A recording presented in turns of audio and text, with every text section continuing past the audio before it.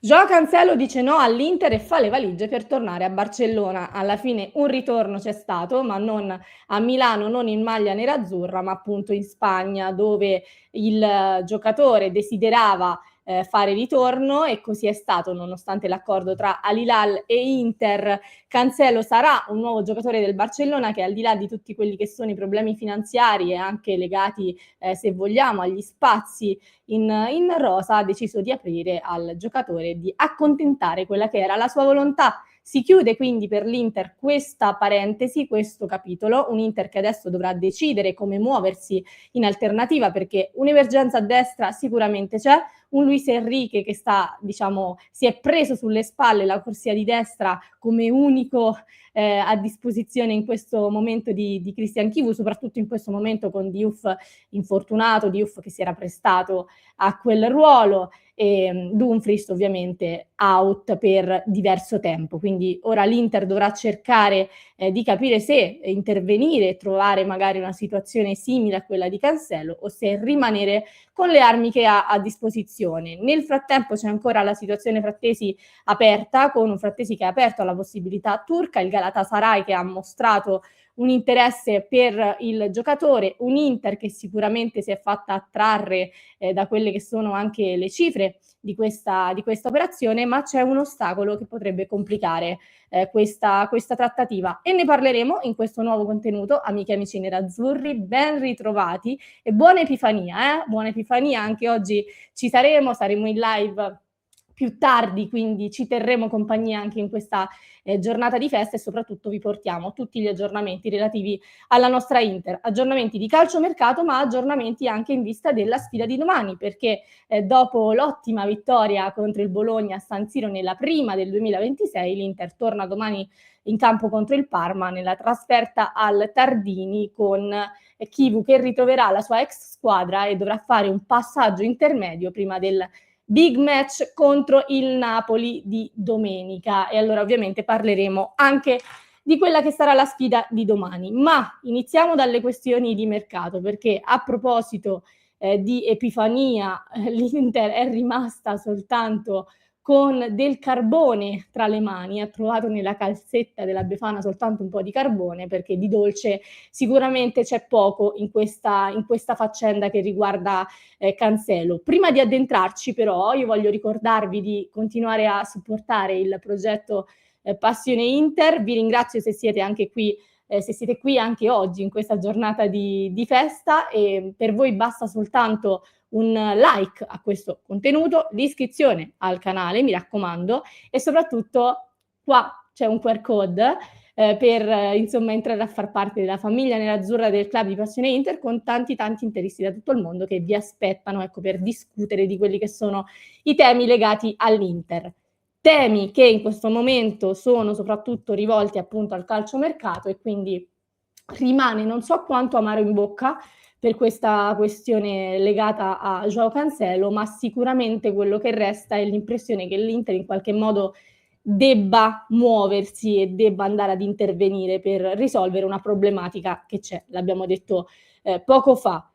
Come può muoversi l'Inter? In realtà sono tre le strade da percorrere. La prima in realtà è rimanere così com'è, quindi scegliere di dare fiducia a Luis Enrique, una fiducia che in realtà è stata sottolineata, ribadita dalla dirigenza dell'Inter, che comunque ha fatto un investimento importante sul giocatore, che sta trovando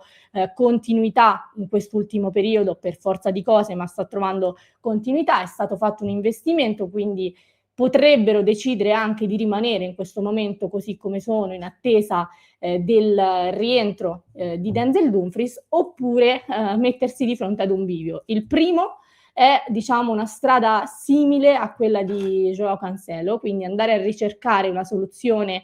simile a Cancelo, che per costi, per caratteristiche, per esperienza era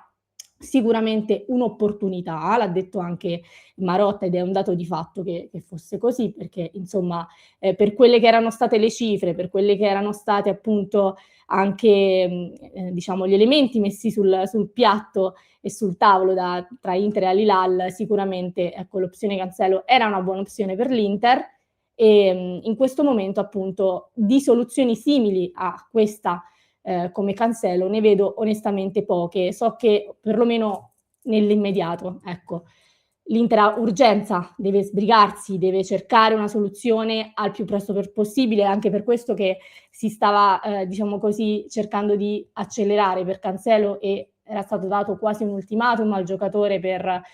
sbrigarsi a decidere, di fatto, perché tutto dipendeva da lui. Dicevo, soluzioni immediate poche, molti sono attratti dalla possibilità Perisic, una possibilità romantica, una possibilità che sicuramente scalda parecchio i cuori nerazzurri, ma è una possibilità che in questo momento vedo molto remota, perché a parte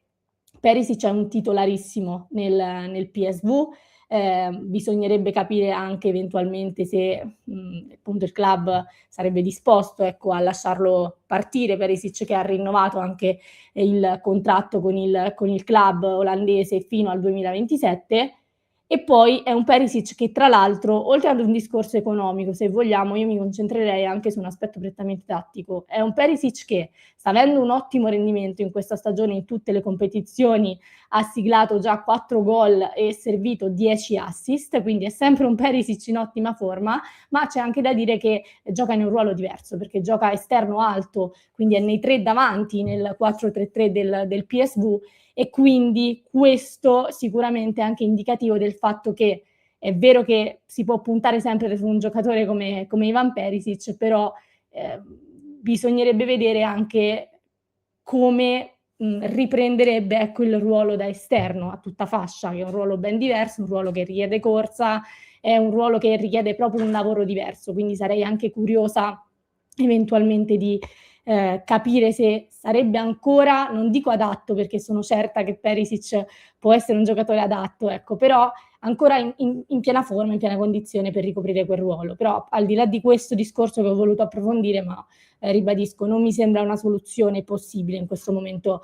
per l'Inter. L'altra strada da percorrere sarebbe quella di un acquisto invece più sul lungo periodo, cioè un acquisto definitivo con magari un investimento importante su cui puntare.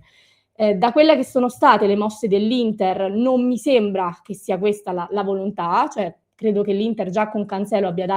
dato l'impressione di volersi muovere più su un profilo temporaneo, quindi non credo che ci siano gli estremi per muoversi in questo senso, per fare un investimento in questo senso, e soprattutto c'è ancora Dumfries, cioè Dumfries è infortunato ma è ancora parte della squadra, è ancora un titolare che quando rientrerà bisognerà capire come rientrerà e quanto tempo ci metterà per riprendere la condizione, ma è ancora un titolare della squadra, anche se io continuo a dire che l'Inter secondo me ha bisogno anche di essere lungimirante, perché su Dumfries c'è comunque una clausola, io non so dopo un infortunio così pesante se ci saranno club disposti a mettere sul piatto oltre 20 milioni in un'unica soluzione per un giocatore che è rimasto fuori così tanto tempo, quindi sicuramente le possibilità che Dumfries possa andare altrove possono diminuire rispetto a qualche mese fa, ma allo stesso tempo è sempre un giocatore che potrebbe essere in uscita da un momento all'altro e quindi l'Inter sicuramente deve tutelarsi. Vedremo come si deciderà di muoversi. In questo momento non ci giungono nuovi nomi come piano B rispetto a quello che era Cancelo, però questa è l'attuale situazione. E c'è ancora, come dicevo prima, una situazione aperta che riguarda invece Davide Frattesi. Ogni sessione invernale di mercato Frattesi viene messo, tra virgolette, alla porta. E in questo caso sembra che veramente l'Inter faccia sul serio e soprattutto che il Galatasaray faccia sul serio. Sappiamo che la proposta economica è chiara e molto allettante per l'Inter, un prestito da 5 milioni con obbligo di riscatto fissato a 30 milioni, ma è un obbligo di riscatto fissato, diciamo legato, scusatemi, a determinate condizioni ed è proprio qui il nodo di cui vi parlavo all'inizio di questo contenuto, perché sembra che l'Inter e il Galatasaray non abbiano trovato ancora un accordo, ecco, legato a queste condizioni, perché il Galatasaray diciamo preme per legarle ad un numero di presenze, quindi al minutaggio, alle presenze di Frattesi, invece l'Inter vorrebbe alleggerirle probabilmente per agevolare, ecco, anche il riscatto del giocatore per, tra virgolette, non voglio dire costringere, ma mettere il Galatasaray poi nelle condizioni di doverlo riscattare per forza, perché per l'Inter vorrebbe dire insomma una ricca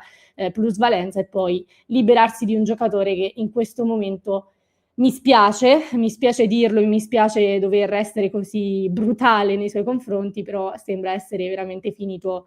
in fondo alle gerarchie di Christian Chivu, con addirittura un Diouf che è riuscito a superarlo e a sorpassarlo nelle gerarchie. Una cessione di Frattesi che tra l'altro potrebbe anche aprire ad un eventuale acquisto per l'Inter, ve l'abbiamo anticipato in questi giorni. C'è l'impressione che nel caso in cui Frattesi dovesse effettivamente andare al Galatasaray, l'Inter possa intervenire a centrocampo, andando a rinforzare ancora di più un centrocampo che sta funzionando molto bene, con un Zielinski che ha ritrovato un'ottima forma, un Mkhitaryan comunque in scadenza di contratto, e quindi vedremo quali saranno le mosse dell'Inter. Ho menzionato Diouf e ne approfitto per aggiornarvi rapidamente su quella che è la situazione in vista di domani contro il Parma, perché Diouf è stato assente contro il Bologna per un affaticamento ai flessori, e innanzitutto vi tolgo l'immagine di Frattesi, e dicevo Diouf è stato assente per un affaticamento ai flessori che ha messo ancora di più in difficoltà Christian Chivu sulla corsia di destra, perché poteva essere un'opzione, e quindi siamo in attesa di capire se ci sarà domani. Questa sera in live dovremo riuscire a darvi ulteriori aggiornamenti, però l'impressione appunto è che ancora non sia certa la sua presenza al Tardini. Invece torna, e questa è sicuramente una buonissima notizia, torna Bonni a disposizione di Christian Chivu, quindi va a rinforzare l'attacco nerazzurro, e ancora in bilico invece Matteo Darmian, che punta al rientro in questa settimana prima della sfida contro il Napoli. Chivu pronto ad un turnover per la sfida contro il Parma, dovrebbero rivedersi titolari Mkhitaryan, Carlos Augusto e anche Pio Esposito dal primo minuto, ma vi aggiorneremo appunto su quelle che saranno le scelte di Chivu nella live delle 19:30, quindi vi aspetto dalle 19:30 per tutti gli aggiornamenti di mercato e per tutti gli aggiornamenti relativi a Parma Inter. Vi ringrazio se siete rimasti fino a questo punto, vi ringrazio, mi raccomando, vi aspetto più tardi. Nel frattempo io lascio un contenuto al link in descrizione per chi ci sta ascoltando in podcast. Se invece ci state seguendo su YouTube, vi basta cliccare qui.